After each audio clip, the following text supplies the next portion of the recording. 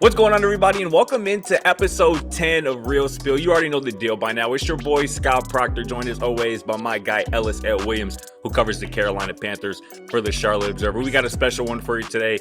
I'll be sitting down with Pro Football Focus's lead draft analyst, Mike Renner, in just a couple minutes here. Before we get into that, man, let's start how we always do it with bump and run. And we got to talk about our guy Baker, man. Baker Mayfield made NFL history last Thursday by engineering the longest go-ahead touchdown drive after being with the Rams for some like 36 hours or so. Right. Ellis, man, could that end up being a turning point in Baker Mayfield's career, do you think, or was that just kind of a moment that we all were just encapsulated by? Well, look, it looks like I'm not the only one who can escape Baker Mayfield. And like the famous Dave Chappelle joke, when you get pulled over with your friend, the first thing you ask yourself is, what's going to happen to me? And that's what I thought about while Baker Mayfield was executing that drive and anticipating having to field questions like this. Definitely. I think two things happened there. First of all, you saw Sean McVay's ability to naturally pull the absolute best out of whatever player that he decides to employ on his offense, right? You know enough about quarterback, of course, Scott, to understand that you have the offensive coordinator, the play caller, talking in your ear the whole time. You're running about 4 to 5 plays, maybe. There's only so many spots you're gonna be able to get the football, right? There was a lot of naked bootlegs, a lot of out routes, and then a game-winning vertical. Yeah. I think the questions really should be about the Raiders and their play calling and how you allow Baker Mayfield to hit on the 3 things that he's really good at in this league. Right. But I think most importantly, it does encapsulate that Baker Mayfield is a capable quarterback in this league when all the pieces around him are functioning properly. And I think Baker has hopefully learned a lot of lessons from his transition from Cleveland to the brief pit stop in Carolina and now in LA, that things aren't always greener on the other side. Pair yourself with a play caller and a schemer that understands you, because I don't think that was Ben McAdoo, clearly. And this should rejuvenate the rest of his career, like you said. Yeah, man, you're so right, man, especially starting off with Sean McVay, man. Obviously, a lot is being made of Baker and his performance, but the same has to be said a lot for Sean McVay because, again, on both sides, and I don't think people understand how difficult it is for somebody like Baker Mayfield to come into a new team, 36 hours, learn obviously not the entire playbook or even a large portion of it, but enough to but play the majority of a game, lead a historical game-winning drive in terms of length. I don't think people understand how difficult that is, and that was the best case scenario for Baker Mayfield. We talked a little bit about it last week, and you suggested, kind of in hindsight, that he probably should have stayed in Cleveland, but this might even have been better than that scenario, him going to a new place, and this was something that I think is going to probably elongate Baker Mayfield's NFL career for a few years, 5 years or so. Just that one performance that, again, most of us are probably going to remember forever, and it's in the history book. So let's move on, though. We got to talk about your Vikings, man, because the Detroit Lions, as favorites, beat the Minnesota Vikings on Sunday and are very much still alive in the NFC playoff picture. Is Detroit a real squad, Ellis, or was this just another slip up on the part of the Vikings here? I think both things can be true, and I think this game actually gave us exactly what we were expecting. First of all, you mentioned it, Lions favored, so they win the game. Okay, but deeper than that, you see a Vikings offense that is prolific. You see Kirk Cousins, when facing a bottom-tier defense, can carve them up. Justin Jefferson remains the best fantasy wide receiver in the game. I think Tyreek Hill is the best player at the position, but that's a different conversation. Okay. And then you see the Lions, who are building something that clearly is going to push them toward a playoff berth this year. And if they don't make it, it set them up for a big time jump next season. Yeah. The Vikings got to figure out their secondary, and the Lions have a fun decision to make at quarterback as they continue to get the rest of the team figured out around what really is Dan Campbell, who probably will finish second or third in Coach of the Year voting. Probably. And I think, this is more about the Detroit Lions because at this point, this is looking like a complete team with obviously still a lot of missing pieces, particularly on the defensive side of the ball. But, I mean, I'll start offensively. This is a team that when we think of an explosive offense, we probably automatically think passing game. But this team can run the hell out of the ball, and that's led obviously by DeAndre Swift, Jamal Williams, but this offensive line is one of the best units in the entire NFL quietly. Penei Sewell is quietly one of the best tackles in the entire NFL. And defensively, they got a couple young stars. Okudah has already won. Aiden Hutchinson is already won in year one. That's probably something that I didn't even expect, but he's been balling on that edge coming for the Detroit Lions. So this is a real squad, and I'm really excited for the future. And they got a coach too. It appears they got a coach who is different that team kind of relates to, and that's a recipe for success moving forward. I think the Lions are going to be a team to watch in the NFC here moving forward, man. But we're going to move over to the big spill where we'll be chopping it up. I'll be chopping it up with PFF's Mike Renner. Welcome into the big spill where I'm chopping it up with Pro Football Focus's lead draft analyst, Mike Renner. Mike, thanks so much for joining us, my man. How are we doing today? Doing fantastic. We were chatting before the show. You said it's this time of year, and it got me all hyped because, it is that time of year. It is already kind of draft season because a lot of the guys we're going to talk about, they're done. They're done playing football, a lot of the first rounders. So it'll be fun. Absolutely. We know their eyes are on the NFL draft, and I know your eyes are as well. So let's talk a little bit about that. I know you recently just dropped your top 10 quarterback rankings for the 2023 NFL draft. Let's talk a little bit about that and how many quarterbacks you envision kind of going in the first round after we saw just one go last year in Kenny Pickett. I think we'll see more than one. I feel confident about that. The number right now, I think we see at least 4. Which sounds a little crazy. 2 years ago we had 5, right? Yeah. The vaunted 2021 class. I don't think we see 5, although I could see that number sneaking in. But the need for so many teams is there, and I do think there are 5 guys in this class that I would put above anyone in last year's class. And I didn't have first round grade in anyone in the last year's class. It did surprise me when Kenny Pickett himself was a first rounder, right. And obviously he hasn't had the greatest of rookie seasons, but. I would say right now, gun to my head, Bryce Young, Will Levis from Kentucky, C.J. Stroud, and Anthony Richardson. Those 4 are going to be first rounders. Gotcha. Was that your order? Was that in order, Mike? That was in order as it stands right now. But now, obviously, we're going to get to see some more of Stroud in the playoff. We're going to get to see some more of Levis in the Senior Bowl, I believe, is where he's going to be ending up. So, So final evals off the tape aren't set in stone yet. There's still a lot to determine in that QB order. Gotcha. I want to ask you specifically about 2 guys that you just mentioned because I agree. I think Bryce Young is the best quarterback in this class. I think he should absolutely be the number 1 overall pick in the 2023 NFL draft. I think he has a special future ahead of him. I want to start with Will Levis because I feel like he's kind of the most polarizing quarterback in this class where, depending on who you ask, it might be their first or second prospect, or depending on who else you ask, it might be, 3rd, 4th, or 5th. Where do you kind of fall on Will Levis, and why do you think, as you just mentioned, that he might be, the second best quarterback in this class? Yeah, the Will Levis conversation right now is a lot like the Justin Herbert conversation right now at the NFL level, where a lot of people are pointing to his stats and actually his numbers and saying, he's a below average quarterback by NFL standards in terms of what he's produced this year, which is very similar to Will Levis. Like his stats compared to C.J. Stroud, Bryce Young, not even close. But he's not working with the talent around him that C.J. Stroud, Bryce Young are. Like he does not have a guy on that Kentucky offense right now that is going to get drafted flat out. Like besides running back Chris Rodriguez, which obviously isn't going to help him much in the passing game. So he's not dealt the best hand, and obviously they fired their OC right after this season because they had some rough stuff going up on tape. I think you go back to last year though, the stats were much better, produced much better. He was under an NFL offensive coordinator, Liam Cohen, that I just think that the physical ability is going to win out. I think there's a lot to his game, a lot left developmentally that maybe you can't say the same thing about a CJ Stroud or other guys in this class. No doubt about it. You mentioned just CJ Stroud there at the end. I want to talk about him too, and obviously he's going to be playing here for Ohio State in the college football playoff. How much can Stroud improve or maybe even hurt his draft stock during the college football playoff, do you think?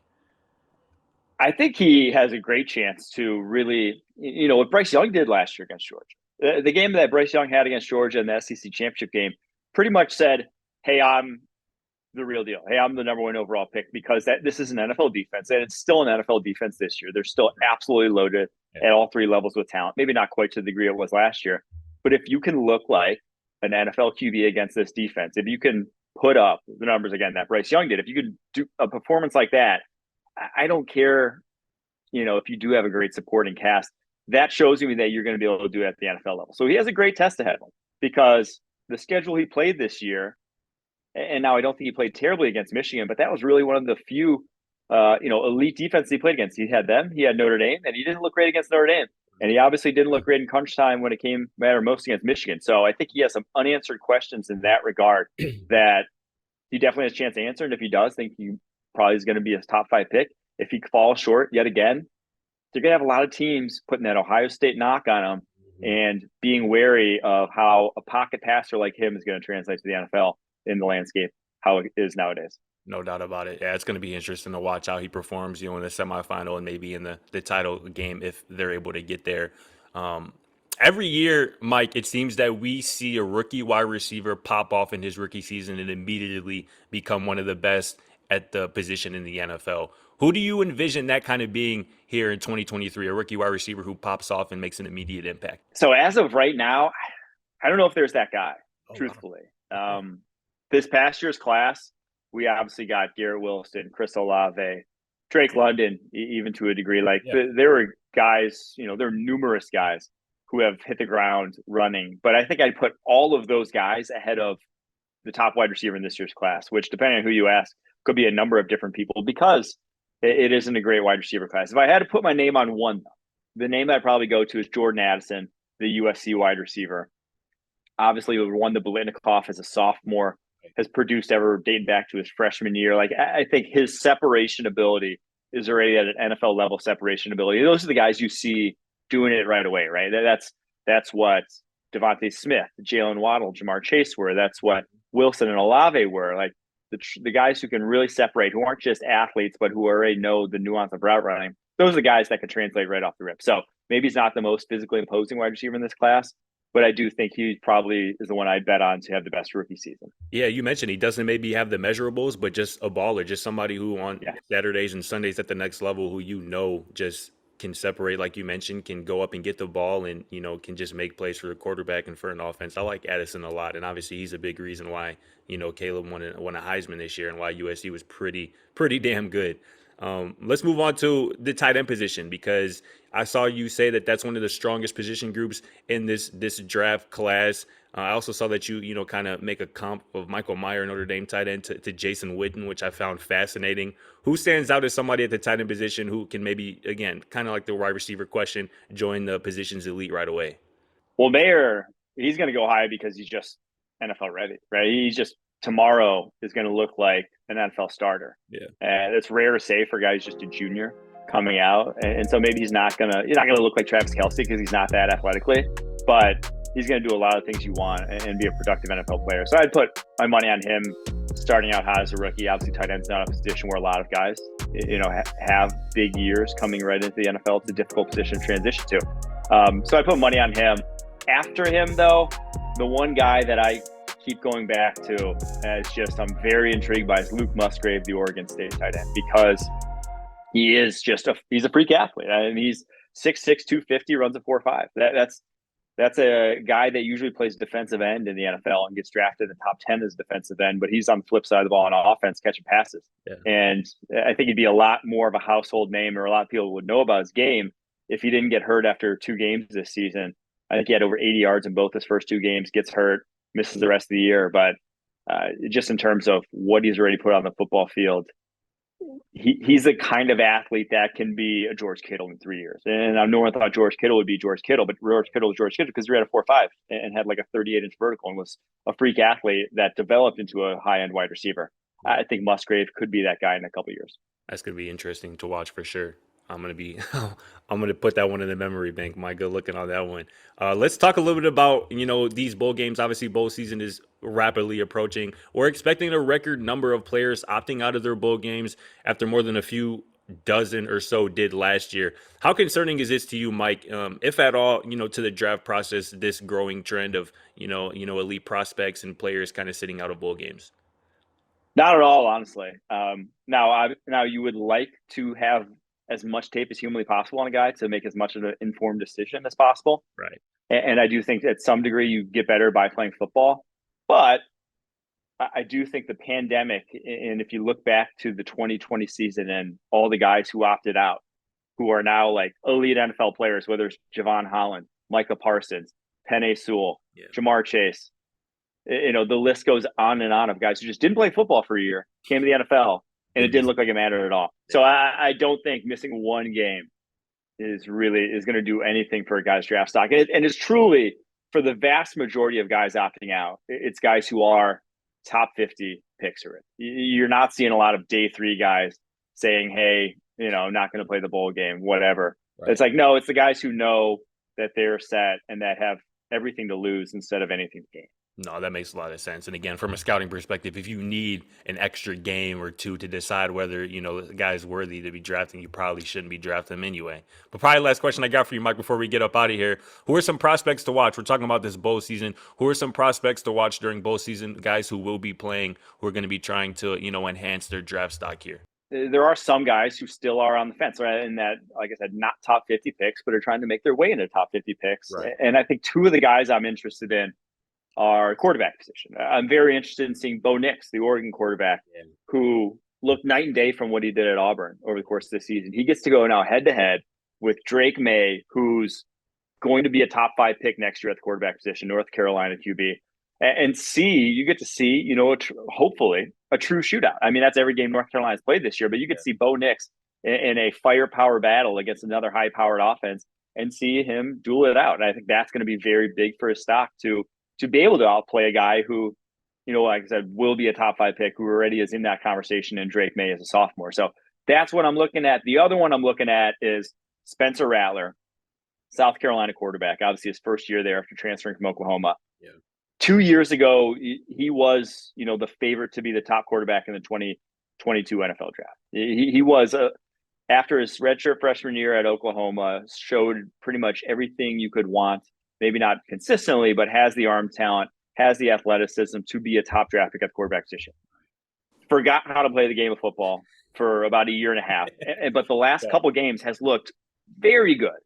Has looked like as good as Spencer Rattler's looked at any point in his career. Yeah. And now it's not enough to salvage his draft stock for this year, maybe, but he gets a test in Notre Dame. That's, I just mentioned earlier about CJ Stroud didn't look great against Notre Dame week 1 of the season. It's a very good defense. Not a lot of quarterbacks not named Caleb Williams look great against Notre Dame this season. Yeah. So it's a very good test for him against a good defense, and kind of could springboard him the way Joe Burrow, if you think back to 2018, Joe Burrow, end of that season, the UCF bowl game, he played exceptionally well, and then springboarded that into the monster 2019. He looks good against Notre Dame. You could be back on the Spencer Rattler 2024 hype train for the quarterback position. He could make his way back into that because he has the tools, just the on-field performance has not been there. No doubt about it, man. That's fascinating stuff, Mike. That's fascinating stuff. But that's going to do it for us here at The Big Spill. Go follow Mike and all his great work on Twitter and for Pro Football Focus. Moving on to On the Prowl here, we're talking the Carolina Panthers. So, Carolina used their run game and a couple of turnovers on the defensive side of the ball to beat the Seattle Seahawks 30-24 in Seattle on Sunday. Carolina now controls their own playoff destiny.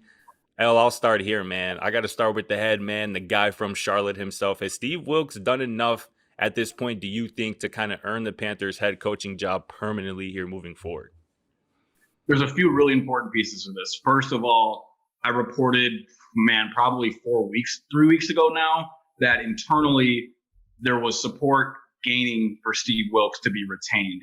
And that support can only be strengthened after what was on display in Seattle on Sunday. And mind you, they also held a Baltimore Ravens team to 13 points and only lost by, essentially that was a 1-score game up until the last 5 minutes of the fourth quarter. With Baker Mayfield committing 2 turnovers, you get the point. Steve Wilks has gotten a really interesting spot here. And the other important component to this is I remember talking with you on this show when Steve Wilks initially got the job. And I said, look, nobody expects him to be retained, but if they go on a run and they can slip into the playoffs somehow, owner David Tepper is going to be dealing with a narrative that he did not anticipate. And you said it first, right? The hometown kid, a black coach, a talented defensive coordinator, and a leader of men with a CEO mentality is now leading the Carolina Panthers. What is owner David Tepper going to do about that, especially if the team makes the playoffs? But even if they don't, if they go to weeks 17 and 18 and those games matter, like if it's a week 18 win to get in and just something strange happens and they don't make it, but they were that close. Man, what a decision David Tepper has on his hands, and one that I have a feeling he did not anticipate he'd have to make. No, and it's probably one he hopes he doesn't have to make. He hopes he doesn't have to make that tough of a decision. And I don't know. I hope that Steve Wilkes and this Carolina Panthers team does enough over the next couple of weeks to where he's the head guy moving forward. But I think a precedent's been set for interim head coaches. We saw it last year with Rich Bisaccia with the Raiders. We all thought that he was going to be locked in after kind of taking them, to the playoffs after an abysmal start to this season. But obviously he's in Green Bay now. That didn't work out. And obviously, and maybe these situations aren't, one and the same. But I think there's kind of been a precedent set for interim head coaches. I'd personally be surprised, but I'm certainly rooting for the man. That's for sure. Let's move on here. I want to talk about this, that the Panthers successfully kind of used more of their 8 offensive linemen RBs package on Sunday. They call it that because they said they got the meats with all those big dudes on the field at the same time. But the Panthers used that kind of set, the third most in the NFL, behind your former Cleveland Browns and behind the Detroit Lions as well, who we just got talking about. Is this something, this RBs package, is this something that you can envision turning into somewhat of an identity for this offense here moving forward the rest of the season? Yeah, Scott, I think you nailed it. I think it's less about the package itself and really about the identity that the package creates, right? Like, regardless of how many offensive linemen you have on the field, every one of those guys is going to bring that mentality to the play. And then when you build your team from the inside out, it trickles down through to the quarterback, to the running back, to the receivers. I mean, they've got DJ Martin. DJ Moore's been doing this since Steve Wilkes took over, motioning him inside and having him block linebackers and ends. This is a smash mouth football team that understands its identity and is really playing with a sort of house money and confidence that comes with running the football. I mean, Scott, I'll throw it to you. As great as scoring touchdowns are, is there a better feeling for a quarterback when you can just turn behind you and hand off the ball and know that you are going to get whatever you want? Is there not a better feeling? There is no better feeling. And with coming with that is the idea, or knowing that when you have a successful running game, it makes your job as a quarterback easier. When you do go back, play action, when you do drop back, and defenses, that's what, again, I've never played defense. But again, I know, talking to defensive players, I know first and foremost, their thing is to stop the run, because that's how you can control a football game, And if their main thing is stopping the run, if that they have to focus on that, it makes your job as a passer much more easier. And hopefully that's what we're seeing maybe from Sam Darnold a little bit, and why we're seeing him play a little bit better here recently. 100%. And to build off that, I mean, I can just pull quotes from the Seahawks after the game. They had one of their safety, I think it was Diggs, said that the Panthers were running the same play over and over again, shotgun runs. And he said, run it till you stop it. Exactly. It just came down to, you have to take a hit on this play, so man up and go do it. And then another player, I forget his name, but one of the outside linebackers, said that he will not sleep at night because of how demoralizing getting ran on like that is. It's exactly what you're saying. And that's what Carolina has right now in its arsenal. They need game script. They need to keep these things close. But if they do, and this has been one of the highest parodied seasons in the league, Carolina has a real shot to make the playoffs, a real one. No doubt about it. That's awesome stuff. Last question before we get up out of here. I saw you tweet about J.C. Horn, man, the game he had on Sunday. Talk to me about how impressive the play really of J.C. Horn and the other cornerback, C.J. Henderson. Both those guys had a pick on Sunday. Both those guys played really well against probably one of the league's best wide receiver duos. How key was their performance on Sunday and going to be moving forward here as the Panthers push towards the playoffs? Yeah, there's a few fascinating things going on here. First, we have to remember how young these guys are, right? C.J. Henderson is a third-year player. J.C. Horn is a second-year player. Yep. Second, you really got to put a lot of stock into the way players get up for these type of matchups. J.C. Horn all week, though he's quiet to the media behind closed doors, as Steve Wilkes revealed to the media after the game, J.C. was chomping at the bit for this matchup with DK Metcalf. And Steve Wilkes spent extra time in the defensive back room, specifically with those two guys, showing them clips of DK Metcalf and Tyler Lockett to get them ready for what was going to be their toughest matchup yet. And they brought it. J.C. Horn specifically held DK Metcalf to 30 yards under his previous 3-game average, and really has put the Panthers should have drafted Justin Fields or any sort of that revisionist history to bed. This is going to be one of the best corners in the league for a long time, and he plays one of the 4 most important positions in football. Yeah, absolutely. That last part is so key. I mean, I was watching it last night, obviously on Monday Night Football with the New England Patriots. It looks like they hit on 2 rookie corners in this draft, and that's so important in this league nowadays, particularly on the defensive side of the ball. It's probably pass rush and corner, probably 2 most important positions nowadays in the NFL on that side of the ball. So the Panthers certainly got one. Maybe they got another one in C.J. Henderson as well. But let's move on, man, to nickel and dime. Talk about who was worth a 10 last week and who wasn't even worth a damn nickel. I'll let you start. It look like you ready. Talk to me about your dime, my man. Yeah, okay, we'll keep it positive first, right? So my dime, I want to build this around infrastructure, right? So think of a building that is a dime, something that's sturdy, something you believe in, right? Definitely. And that is the Jacksonville Jaguars. Trevor Lawrence able to drop 300 plus yards against one of the better defenses in the league. And specifically when you watch the tape and some of those throws, I mean, this is a money passer, one who is having a comparable year to a young Matt Ryan, as you've seen brewing on Twitter a few times when some of the best analysts we have in this sport put those comparisons up and those clips of Matt Ryan to Trevor Lawrence, you really start to see it materialize on the field. And then from an infrastructure standpoint, you just know what you're getting with the Jaguars. And it starts with Doug Peterson. I mean, look at what a night and day with bringing in, I know it's an oversimplification, but truthfully, an adult, someone who understands process. This is a team that is similarly to the Lions, is building towards the promised land, which we don't know when that promised land could be. No one's saying the Jags or the Lions need to win the Super Bowl next year. That's not the point. It's about building the culture, building the infrastructure, so that eventually when things fall your way, you're in the right spot. The Jags really impressed me this week. No doubt about it, man. I love the Jags. I love what they're building. I love Trevor Lawrence, man. Since week 9, 10 touchdowns, 0 interceptions for Trevor Lawrence. First in completion percentage since week 9. This man's been balling. Probably his best game as a pro on Sunday against the Titans. I love that answer, man. I got to go to another quarterback for my dime, and that's Jalen Hurts, man, because this man has been balling. He's been flawless again on Sunday in a blowout win over the Giants. His last 4 weeks since their only loss of the season, how about 11 total touchdowns and 0 interceptions? That's going to get it done every time. And if Patrick Mahomes doesn't win the MVP, it's got to be Hurts. And Hurts had just a hell of one of those Geno Smith type quotes on SportsCenter this morning. He was talking about, his, just improved play. This man said there is no arrival. There's only the journey, man. That's just, man, put that on the refrigerator, man. But talk to me about your nickel. Actually, I'll go first, man, because I gotta come clean. I gotta be objective, man. My nickel is Tua Tagovailoa, man. That's my guy. But he's earned it, man. He struggled once again on Sunday. I think he started, 3 of 17, finished 10 of 28. It was his worst game as a pro. He looked out of sorts from the start of the game. He's got to be better. Talk to me about your nickel. Yeah, for me, we've done it before. It's the Arizona Cardinals. We don't need to expand upon them much other than saying that maybe this is an out for everyone in Arizona just to clean house. And you know what? There's nothing easier to do than to sell hope. Let someone else take Kyler Murray. Get him a PR campaign like Russell Wilson.